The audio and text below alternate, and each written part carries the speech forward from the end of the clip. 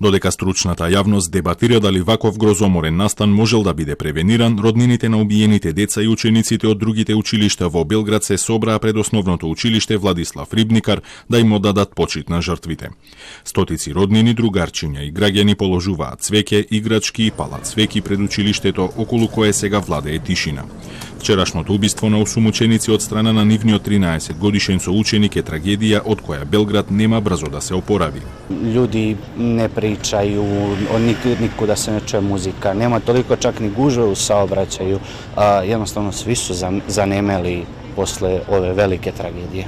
Време да ја надмине оваа трагедија ќе и биде потребно и на цела Србија, иако не е мал бројот на тие кои сметаат дека случувањето на нешто вакво било само прашање на време. Трагедија, јас се осеќам кривим.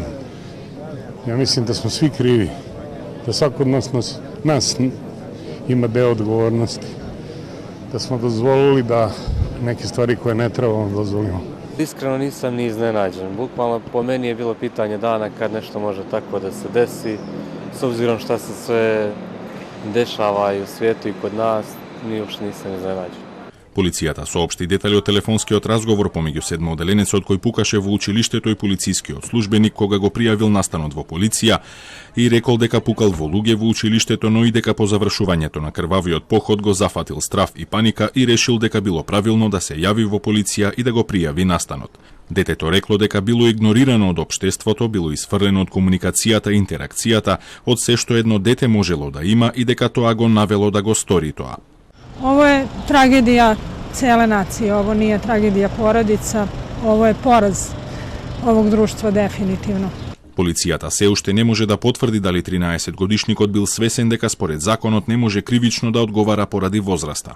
Крајно вознемирувачки е сознанието дека цел месец го планирал крвавиот поход во училиштето, разработувајќи многу планови, правејќи скици на училниците и список со имења на деца кои требало да ги ликвидира. Поради тоа, српскиот претседател Александар Вучич предложи 10 мерки за спречување на вакви настани во иднина, меѓу кои засилена контрола на легалното оружје, неговите сопственици, начинот како го чуваат, стрелиштата и пристапот на малолетниците до нив, но и намалување на старосната граница за кривична одговорност.